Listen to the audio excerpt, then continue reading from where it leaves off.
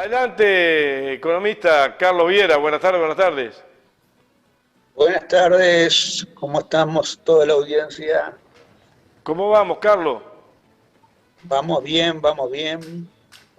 Bueno, Que no va bien es el país, con un gobierno un poquito en el límite de sus facultades, haciendo cosas que a la gente no le conviene y haciendo cosas disparatadas. Eh, el pueblo uruguayo está soportando muchas cosas. En la pandemia tuvimos que soportar que se nos dijera de que algunos no iban a pagar impuestos, un impuesto de emergencia que de alguna manera se podía apoyar, que en una situación de emergencia, eh, los que tuviesen mayores salarios aportasen, siempre y cuando esa aportación se refiriese también al sector privado y siempre y cuando no solamente los que tenían salarios altos del sector público iban a tener que pagar, sino también los que tenían ingresos altos del sector privado. Y así fue. Entonces, que se dijo y nació ahí fue donde nació la consigna de los mayauros no se tocan. Ante una concreta pregunta de un periodista, el presidente optó por definir una situación en la cual los que tenían que pagar el impuesto eran tan solo determinados sectores de la población y no otros. Luego a los uruguayos se les virla la posibilidad de que el puerto de Montevideo sea un instrumento para el gobierno, de todos, en una política de largo plazo de las que se están demandando realizar, y así fue. Queda que establecido que el puerto será administrado por un monopolio privado extranjero. El puerto ha sido básico en lo que es el desenvolvimiento de la economía del Uruguay, mal que nos guste o no, ha sido un país en donde todo se ha centrado en la exportación de productos del agro a través del puerto. Y ese puerto en realidad estaba llamado a fue históricamente hablando, un determinado factor del desenvolvimiento, del crecimiento de la economía. Y está llamado en adelante a hacerlo. Eh, y ese puerto no está más para los uruguayos, está para los intereses de una compañía extranjera. El tema está en la justicia. Creo que no debería de quedarse en eso y no deberíamos de olvidarnos de eso. Para mí es uno de los temas más importantes de los últimos décadas en materia de decisiones económicas.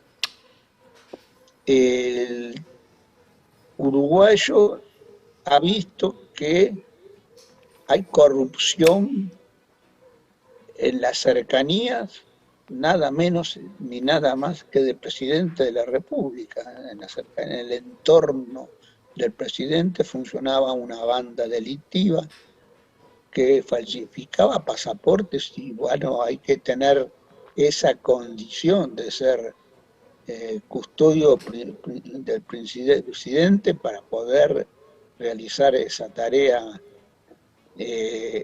delictiva, es decir, facilitaba obviamente la tarea delictiva eso, y se plantea, yo no conocía la situación, es una situación que nos avergüenza, que nos deja muy mal parados internacionalmente, con Cualquiera, la... Carlos, cualquiera de las dos situaciones son muy malas. La que sabía y la que no sabía. Si no sabe el presidente de la República y no sabe quién tiene al lado, pasa al lado. Y de guardia Es personal es muy peor. jodido. Y si lo sabía es grave también. Yo creo que decir que no se sabía es peor que decir que eso era algo que escapaba a lo que el presidente estaba en condiciones de responder. No era no fue una respuesta adecuada. ¿Se acuerdan de en la época de la dictadura, en la época que salíamos de la dictadura? Yo no tengo conocimiento, ¿no? ¿Quién Vicente era? Chiarino. El Chiarino. Yo no tengo conocimiento, yo no tengo conocimiento. Y te está pasando un elefante por arriba de, de, de, de tu jardín y yo no tengo conocimiento. Bueno, pero además el salario real de los uruguayos ha bajado del orden del 5%, el consumo está descendiendo, yo no tengo conocimiento. El, el ingreso de los jubilados pasa algo similar. ¿Qué puede decir el presidente? No tengo conocimiento. Pues va a decir, nada, yo no tenía conocimiento de que el deterioro había sido tan grave, porque cuando dice que lo va a reponer, después lo dice condicionado a que el desenvolvimiento de la economía mejore.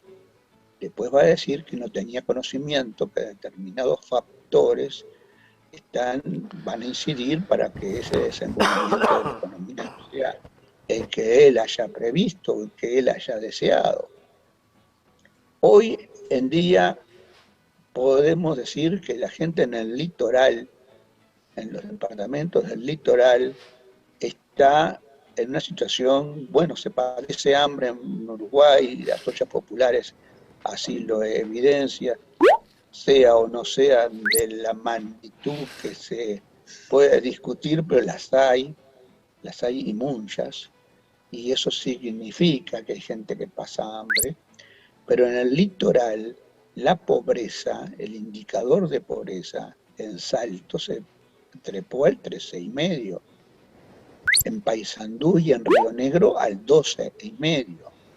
Y entonces las intendencias votan, las juntas departamentales votan una situación, reconocer una situación de crisis que tiene que ver con las facilidades para consumir productos en Argentina y no en Uruguay, pero que eso está implicado en todo lo que es la política económica de conjunto. Son políticas de frontera, de cual dijo el gobierno que iba a tomar buen recaudo de la situación para paliarla. ¿Qué medidas paliativas se han tomado? Y están los gobiernos departamentales locales, las juntas departamentales, votando que se declare una emergencia laboral. Una emergencia laboral significa entonces que hay necesidad de tomar determinadas medidas y que hay acciones que se imponen al igual que cuando se toma la emergencia sanitaria, al igual que cuando se toma medidas de emergencia para el sector agropecuario por la sequía, que hace poco se tomaron, hace poco, la semana pasada, se tomaron en algunas regiones afectadas por la sequía. Cuando eso ocurre, una de las medidas que se toma inmediatamente es reducir los aportes patronales al BPS, porque como hay una emergencia de la sequía, cosas que de repente puede estar bien. Hay una emergencia por la sequía, hay sectores que no participan de la generación de ingresos en el nivel que se necesitaría que lo hagan, que se ven afectados por eso, Y eso significa entonces que se trata de buscarle algún nivel de alivio, y una de las medidas que se toma es que se suspendan el pago de aportes patronales a la seguridad social. Así también se hizo en la emergencia sanitaria, en la pandemia. Y en muchas otras oportunidades se reconoce la situación y se toman medidas de ese tipo. Lástima que después, cuando se toman medidas de ese tipo, no se reconoce que quienes deben pagar el costo debe ser la sociedad en su conjunto, y no exclusivamente los trabajadores que aportan al BPS o los jubilados, porque luego lo que se dice es, como dado que los aportes al BPS no alcanzan, hay que hacer la reforma en la seguridad social. Yo hasta ahora no vi otro objetivo explícito planteado en la reforma que no sea reducir el gasto público, y otra vez el manido argumento de que si no se hace esta reforma, después van a tener que ver cómo cobran, porque va a ser difícil mantener las prestaciones, porque la ecuación desde el punto de vista del envejecimiento de la población va a generar que no alcanzan los recursos. Y yo le digo, cuando se habla de políticas de Estado, y ahora parece que quieren hacer políticas de Estado, y por allí yo habré escuchado mal. Yo habré escuchado muy mal, obviamente, por plantearse en estos días algo en el Parlamento. Había un anuncio, lo habré escuchado mal, no hay lectura de texto alguno, pero que una política de largo plazo sería aquella en el cual se presenta una propuesta al Senado, y si el Senado no la aprueba en 2 meses, queda considerada aprobada.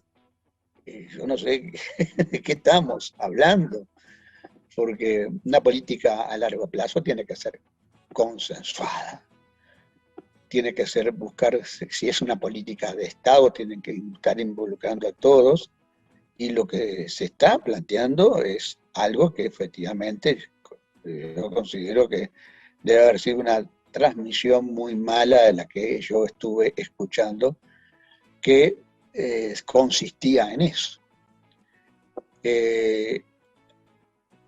Las políticas de largo plazo, justamente, las que consideran el desarrollo del país, están en base a qué modelo de país queremos. Y entonces no es cuestión de decir vamos a hacer política, que la seguridad social es una política de largo plazo. Dice el presidente enfáticamente, con esa forma de hablar que tiene, haciéndose el canchero, esta que hay que aprobarla porque le conviene a mis hijos, le conviene a los hijos de aquí, de los periodistas, le conviene a los hijos de todos ustedes, porque si no, no van a cobrar a largo plazo. Y esto es lo que hace la sustentabilidad, es la palabra que se usa, y la palabra que usaron los técnicos, los afamados técnicos que propusieron esta reforma, los mismos que para solucionar un problema similar, que se decía que no iba a quebrar, que iba a quebrar la seguridad social, que no iba a cobrar la gente, bueno, en el 95 propusieron como gran solución la SAFAP. Ahora proponen adaptar aquel mismo régimen, aquella misma solución de AFAP, a algo que en definitiva, si dado que el objetivo es que el Estado gaste menos, parece que ese es el objetivo de largo plazo, el único que se establece y que se quiere que concordemos con él, yo lo veo muy difícil.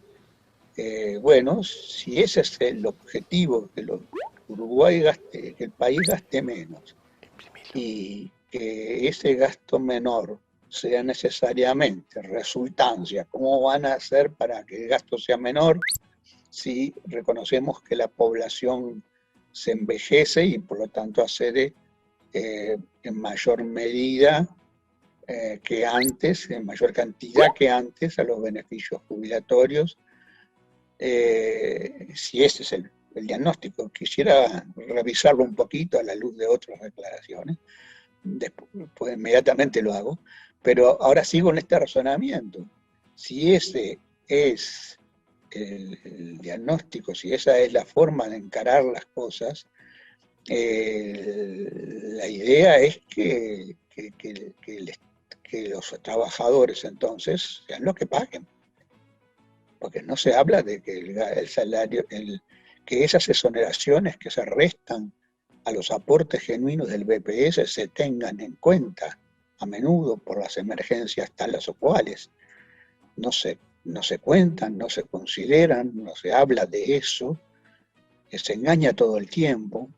No se considera que la aportación de los trabajadores tenga que ser disminuida, como a ponerse a la par de otros países de América, que se precien de tener un sistema de seguridad social y no una mera compañía de seguros. No se habla de que el aporte patronal es mucho mayor en Brasil, por ejemplo, que en Uruguay. No se habla de buscar beneficios adicionales a los que ya existen para que la seguridad social sea un mecanismo de redistribución del ingreso más afinado. No se habla de eso, se habla de reducir el gasto, de que los trabajadores por el mecanismo de establecer la remuneración básica jubilatoria, después terminen trabajando más tiempo, alargando la edad de jubilación a la que estén en la jubilación. Hoy en promedio lo hacen a los 63 años, ya se plantea el pique a los 65, pero a los 65 hoy se hacen hoy la edad es 60, por más que el promedio después sea 63, en que efectivamente lo hacen. Hoy la edad es 60 años para jubilarse, el derecho a causal jubilatoria se adquiere a los 60 años, pero el porcentaje del sueldo en actividad que van a cobrar al momento de jubilarse es menor, es 52%. Entonces, si estamos planteando llevarlo a 55, a 65, la edad mínima, ¿cuánto es el sueldo? Bueno, según depende de lo que hayan aportado, según depende de lo que hayan capitalizado las AFAP por la parte de aporte que va a la... que iría, que es como si fuera a las AFAP. El mismo fracaso que hubo en las AFAP, en la administración de los aportes, ahora las trasladan fictamente al BPS. ¿Qué quiere decir? Que los trabajadores van a ser los que aporten para reducir más, para reducir el gasto y reciban menos.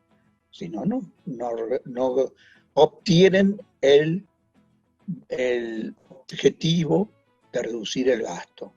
A largo plazo, las políticas de seguridad social tienen que ver con los factores demográficos, efectivamente, pero también tienen que ver con la evolución de la economía, del salario real, de la formalización de los trabajadores en el BPS, tienen que ver con los factores que hacen al empleo.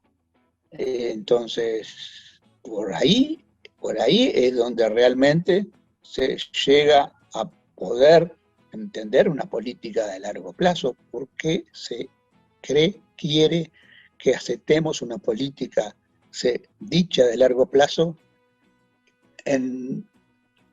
con criterios restrictivos muy facilongos de reducir el gasto público y nada más. Porque además, yo diría, la parte demográfica, yo he escuchado a versiones de Cabildo Abierto, que es quien dice que culpa de la cultura feminista, de la ideología feminista, lo que está ocurriendo es que está reduciéndose la tasa de natalidad. Si ambos argumentos son falaces, porque yo diría quizás la tasa de natalidad en disminución tenga que ver con la disminución del embarazo adolescente y no de la cultura feminista o de la ideología feminista, como se quiere denostarla. El punto es entonces que no está claro, hoy en día los uruguayos, por otras razones que no tienen que ver con esas que recién mencionaba, hay una tendencia de la familia, de las parejas jóvenes a no tener hijos, cosa que antes existía. Bueno, ese elemento incide en la proyección demográfica, incide en los temas de la seguridad social. Las proyecciones que sí tenía el Banco de Previsión Social no indicaban la necesidad de un ajuste tan dramático como el que se está queriendo realizar. Entonces, cuando se habla de políticas de largo plazo, tengamos eso en cuenta. ¿Cómo planteamos políticas de largo plazo? ¿Cómo planteamos políticas de Estado en la que haya cierto consenso, porque en definitiva le van a convenir a más de una administración?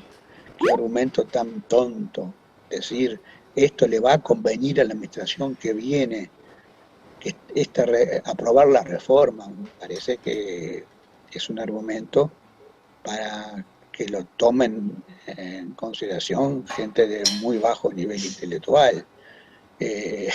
Esto no es así. Esto es fundamentalmente una política de ajuste. Y yo no creo que el Frente Amplio deba ajustar una política de ajuste. Yo no lo creo. Yo creo que el Frente Amplio debe de reivindicar que durante su administración, en función del manejo de las variables que importan para el sistema de provisión social, las cosas mejoraron. Las prestaciones aumentaron en el sentido de que se incorporó gente antes, reconociendo un hijo a la mujer trabajadora a efectos de generar causal, de darle años para generar causal. Por ejemplo, amén de haber pagado mejores remuneraciones que las famosas AFAP, amén de haber no tenido ningún problema, amén de haber dicho de la asistencia financiera que recibe el BPS del gobierno, el aporte estatal en algo que tiene que ser tripartito en todos los países que se precian de tener un sistema de seguridad social. El aporte estatal no creció, estuvo bien. Entonces yo digo, me parecería muy equivocado,